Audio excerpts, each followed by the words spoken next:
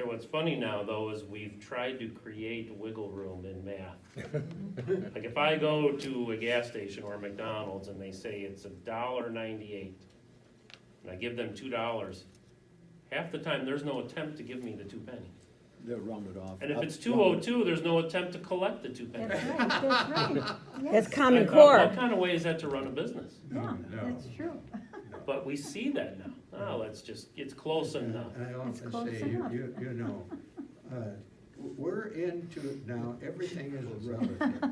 It's my truth and your truth, which means the way I feel about it and the way you feel about it. No absolutes, see. There are fixed truths. You can't take your truth and my truth to the store, you know, fill your basket, check out, 42.87, and you say, well, my truth is 32.67. Try it. Yeah, try it with the bank, you know. My balance is, see how much headway you, Colleen. I get a kick out of Norman Geisler, because he says when people that are relativists say, all truth is relative, he said, well, you're making a truthful statement, so you're not even a relative, you're a relativist Right. yourself. Yes. With a self-denying statement, Yeah, that's right. Yes, come back to the statement, Yeah. all truth is so relative. they can't even live by Then their own. the statement that all truth is relative is relative.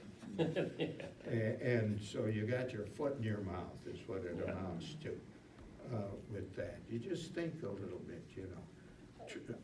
But Pastor, we are living in an age where even those absolutes are so challenged now that we're headed down a path where the absolutes will be gone.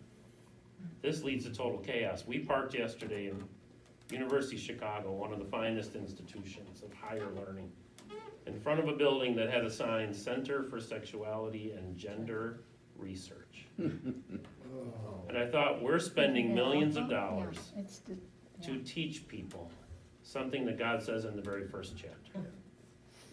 Male and female, it's pretty simple. They're studying it night and day. And at this good Baptist school. Yeah, yeah. Oh, my. Schools drift. Harvard, Yale, Princeton, all started to train preachers. We're solid schools. Schools drift. Baptists have a terrible reputation for maintaining schools. Brown in Providence was a Baptist school, and it's gone. Baylor is falling off the cliff. It's a tremendous university, and the Baptist money paid for these things, and the University of Chicago, that was Rockefeller money. And Rockefeller, you know, say what you will of him, he was in church morning and night and prayer meeting, held family devotions every day and so on. And his son, well, things started to drift there. Nelson? But Nelson. Nelson, yeah. But with the old man, they were there. Don't assume your kids will carry on where you are. They may not. You know. And so it was with the Rockefeller family. Jim? Pastor, I think a lot of this is design. I go to the store and I got charged and they said, you gave me the wrong change, they got feisty. I said, you gave me too much. But I don't think they deliberately want to teach them math, the sciences. They're trying to get philosophies out of the school. And I think that it goes to Alex Huxley's book, Brave New World.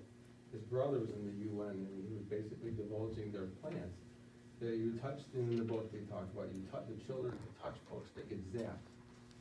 But they touch each other, and everything's fine. They touch things, they focus on teaching the children that pleasures are what life is all about. Anyone who touched plants or books got zapped as children. And in the book it goes into, they want you to just enjoy your senses and get into that. And forget about thinking, forget about books and reading. beauty in nature and so forth. We may develop a generation of non-readers. And they're playing games on their screen. And that's tragic, because the old phrase, readers are leaders, has a good bunch of truth in it. And successful people devour books, and there's no substitute for that. But truth, another way to look at it is, truth is reality.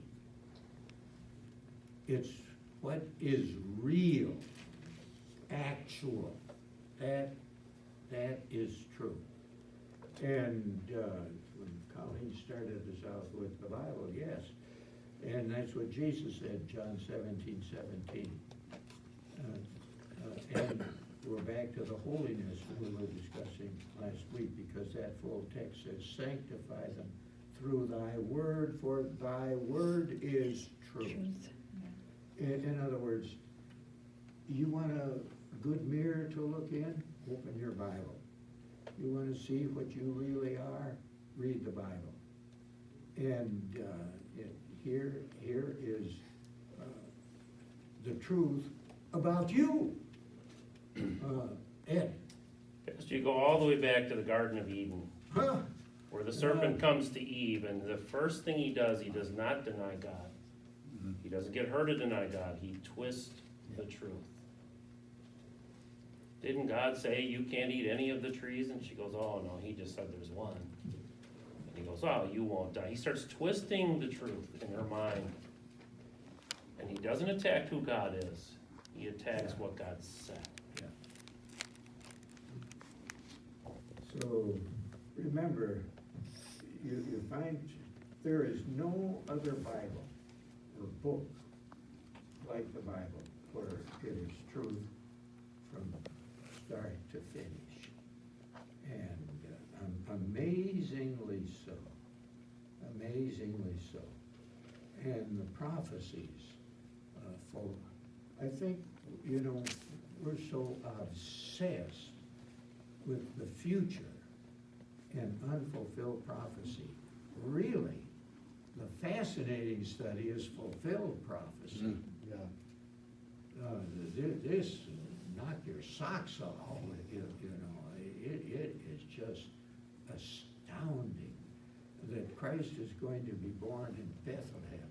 There is no woman pregnant who knows for sure where that baby is. That's right. That's right. Micah 5:2, Bethlehem. They didn't even live in Bethlehem. Not even close. And not close. It wasn't next door. And here's this wild prophecy, Bethlehem.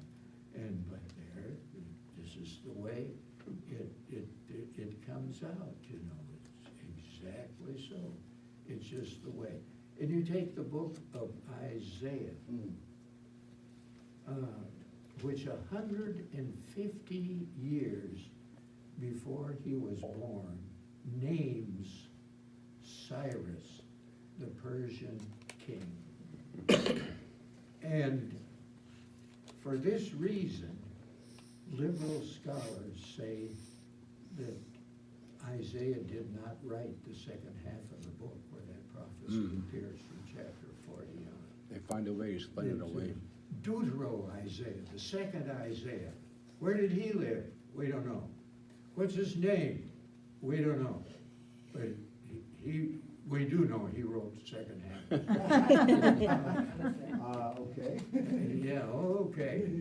That's all we know. Because, you see, prophecy is a miracle. Yeah. And no liberal believes in miracles.